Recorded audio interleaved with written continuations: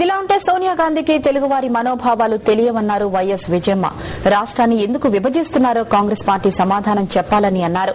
న్యూఢిల్లీలోని జంతర్ మంతర్ దగ్గర జరిగిన సీమాంధ్ర ఉద్యోగుల మహాధర్నాలో పాల్గొన్న ఆమె విభజన రాజకీయాలను తీవ్రంగా విమర్శించారు.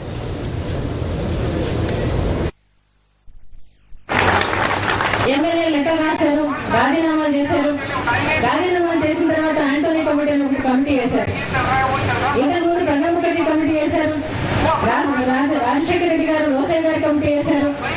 దాని తర్వాత 50 కోట్లు ఖర్చు పెట్టి శ్రీకృష్ణ కమిటీ వేశారు. శ్రీకృష్ణ కమిటీ చెప్పింది కలిపి ఉంచాల్సిందే, దీనికి ప్రత్యామ్నాయ మార్గం లేదు రాష్ట్రాన్ని చెప్పి. మరి అటువంటిప్పుడు మరి అడిగిన ఆ కమిటీ ఇచ్చే నిర్ణయం తీసుకోకుండా ఆంటోనీ కమిటీ అని చెప్పి కమిటీ వేయడం జరిగింది. ఈ ఆందోళన కమిటీ కాంగ్రెస్ పార్టీ కమిటీ.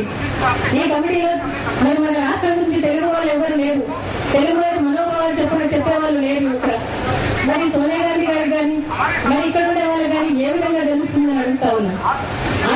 ఆడో తెలుగు భాషా ప్రయుక్త రాష్ట్రాలుగా ఆంధ్రప్రదేశ్ రాష్ట్రం, మరి ఆ రోజు కర్ణాటక అయితేనేమి, ఆ రోజు తమిళనాడు, కేరళ ఆ రోజు భాషా ప్రయుక్త రాష్ట్రాలుగా రావడం జరిగింది.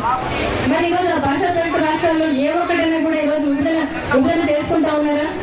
మరి తెలుగు రాష్ట్రాన్ని మన రాష్ట్రాన్ని ఎందుకు విభజన చేయాలనుకుంటున్నారు కాంగ్రెస్ పార్టీ? తెలుగు వారి మనోభావాలు వీళ్ళకి అర్థమయ్యే పరిస్థితి లేదు. కాబట్టి సోనియా గాంధీ గారికి తెలుగు వారి మనోభావాలు తెలియదు, మరి వీళ్ళకి అంతకంటే తెలియదు. వీరభూమి కర్ణాటక నుంచి మరి ఆయన రాష్ట్రాన్ని ఎందుకు విభజన చేసుకోలేదు? మరి చిదంబరం గారు తమిళనాడు ఆయన రాష్ట్రాన్ని ఎందుకు విభజన చేసుకోలేదు?